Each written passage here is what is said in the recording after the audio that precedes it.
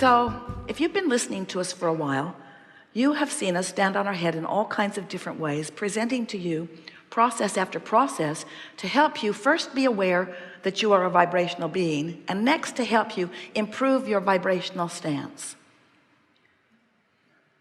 Today we're going to talk to you from inside the vortex, pulling out all the stops, calling you toward who you really are, by helping you to understand that this law of attraction, who really is your friend, has amassed all kinds of wonderful things for you.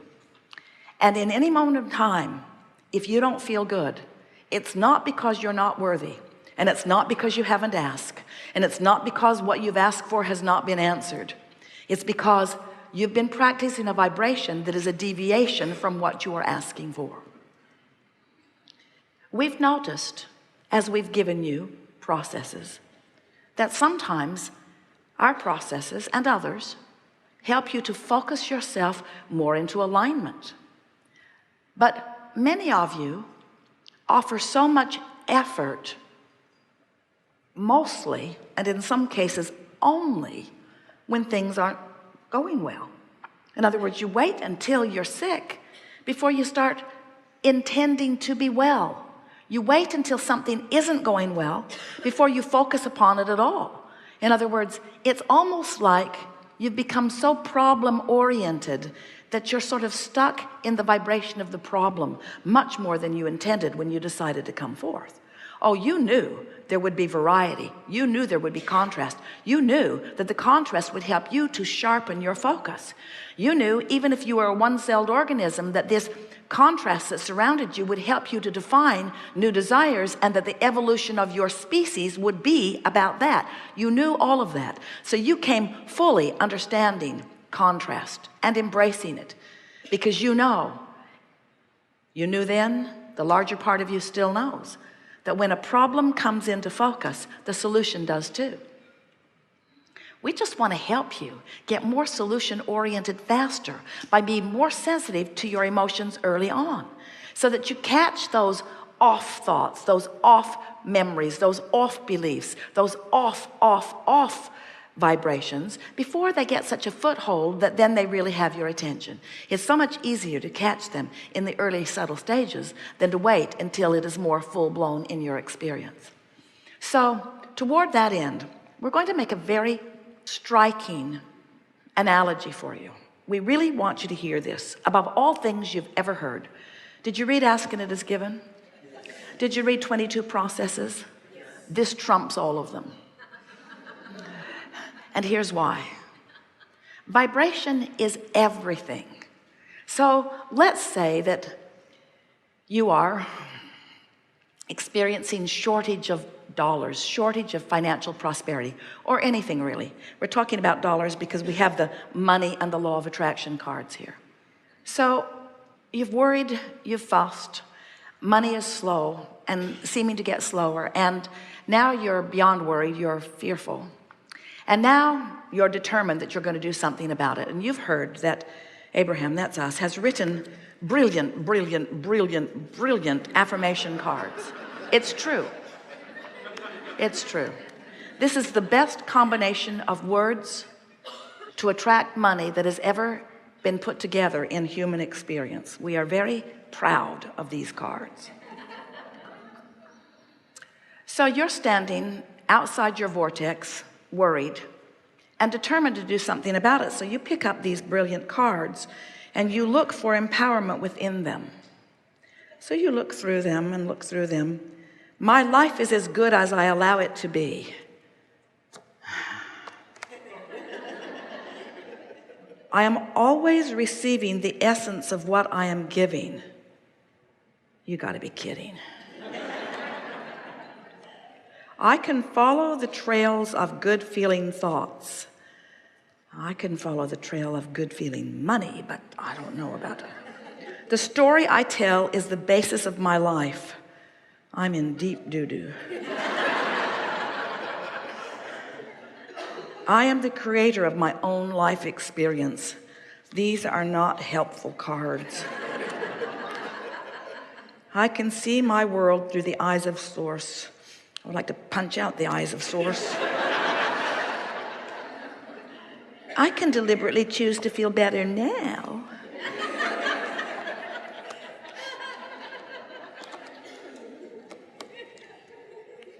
There's not one good card here. There's not one good card here. Because these cards are a vibrational match to prosperity. These cards are a vibrational match to abundance. These cards are a vibrational match to what you've put into your vortex, what's in your vortex, to the vibrational beingness that you've already created. But when you are not vibrationally there, these cards irritate you, like your friends who seem to be the law of attraction police. You know, you create your own reality.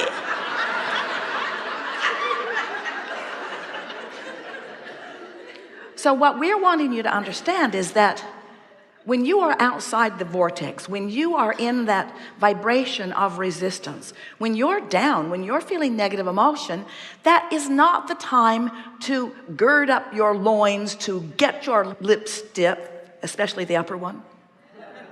It's not the time for you to dig in and effort, because every effort that you offer backfires. It's like it just brings more of where you are. You know it. Have you ever had a disagreement with someone? You're sure you're right, they're sure they're right, you're complete opposites. And the more you convey, the sure they are you're wrong. It's a stalemate. You just don't get anywhere because you're digging in hard. That's what happens when you work hard to affirm from outside the vortex. So what's the logical answer? The logical answer is get in the vortex and then affirm. Now that's logical. It's logical. Get in the vortex and then affirm. And some people would say, well, if I could get in the vortex, I would affirm, but how do I get in the vortex if I'm not in the vortex? And we say, first of all, what does being in the vortex mean? It means absence of resistance. There are lots of ways to get into the vortex. As soon as you wake up, jump in. First thing in the morning, it's a lot easier to be in there. If you go to bed at night worrying, you'll probably wake up worrying. So you have to get in fast. Go get a massage. Go swimming. Take a run somewhere. Meditate. You are in the vortex many times every day. You just don't stay long enough to really recognize that you're there. And often you don't stay there long enough to really milk it and shift the vibration of it. So that's what we're going to be doing here today. Now, you are a room full of rather remarkable people because, first of all, you know about this vibration stuff and you understand your emotions and you've been making decisions about feeling better. Things are moving very fast these days. The energy out here on this leading edge on planet Earth has never moved faster. There have never been more outside the vortex with stronger asking. And when more are asking, the energy moves faster, which means for those who are in the vortex, the energy lifts you, it supports you, it gives you clarity, it makes you feel wonderful, and it delivers to you over and over and over again.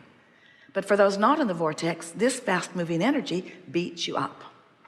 So our encouragement during these hours that we are together is that you accept the reality of this vortex of creation. Understand that your inner being is in there as the holder, the maintainer, the placeholder of all that you've become.